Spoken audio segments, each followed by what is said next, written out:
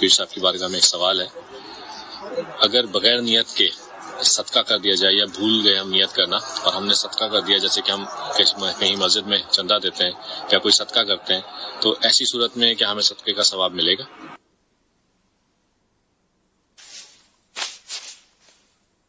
نیت تو ضروری ہے ثواب کے لیے. اعلیٰ حضرت رحمۃ اللہ علیہ نے اس کی بڑی پیاری مثال دی ہے کہ کسی شخص نے گزرتے ہوئے کسی کو کچھ رقم دے دی اور چلا گیا، نیت کچھ بھی نہیں کی، تو اس کو ثواب نہیں ملے گا، تو اس کی رقم چلی گئی کسی کے پاس.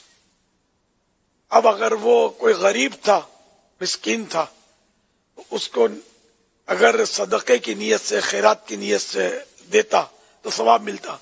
اگر ساتھ میں وہ رشتہ دار ہوتا اس کا، تو صلہ رحمی کی بھی نیت کر لیتا کہ میں اپنے رشتہ دار سے اچھا سلوک کرتا ہوں، تو صلہ رحمی کا بھی ثواب اس کو ملتا. یہ دو مثالیں، یہ دو نیتوں کا اس میں تذکرہ فتوے میں اعلیٰ حضرت کے. تو بہرحال یہ کہ نیت کرنی ہے. بخاری شریف کی سب سے پہلی حدیث میں ہے کہ انما الاعمال بالنیات، اعمال کا دار و مدار نیتوں پر ہے. کام ایک ہی ہوتا ہے، کبھی وہ ثواب کا بن جاتا ہے، کبھی گناہ کا بن جاتا ہے، نیت پر ہے. مثال کے طور پر اسی طرح کسی کو رقم دی اور نیت یہ کی کہ اس کو میں اللہ کی رضا کے لیے دے رہا ہوں یا تحفہ دے رہا ہوں اس کو، واقعی ہو بھی وہ تحفہ کا محل ہو، تو یہ ثواب کا کام ہوا. اب کچھ نیت نہیں کی تو ثواب ملا نہ گناہ ملا، کچھ نہیں ملا. اور اگر بری نیت سے دی، کوئی یعنی کہ جیسے رشوت دی جاتی ہے، رشوت کو بھی تحفہ ہی بولتے ہیں آج کل، چائے پانی بولتے ہیں، مٹھائی بولتے ہیں.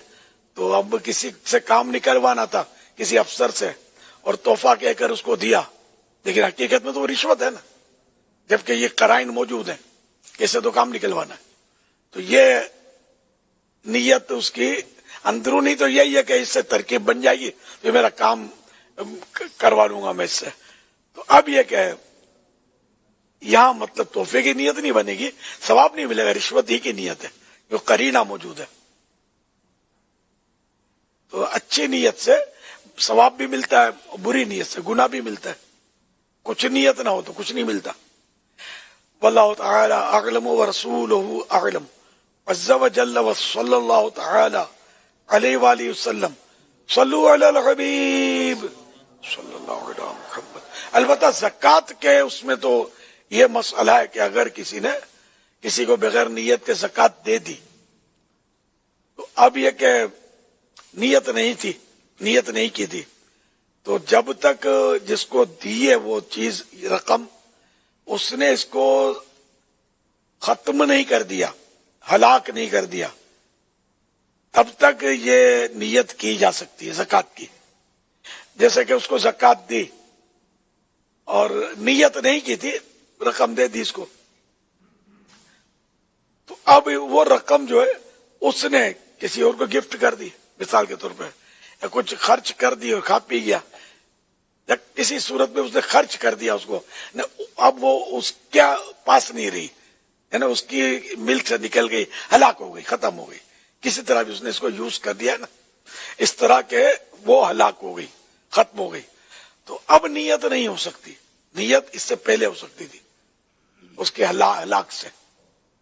یہ زکوٰۃ کے باب میں تو زکوٰۃ کے لیے یہ مسئلہ لکھا ہے. واللہ تعالی اعلم ورسولہ اعلم عز وجل وصلی اللہ تعالی علیہ وآلہ وسلم. صلو علی الحبیب صلی اللہ تعالی علی محمد.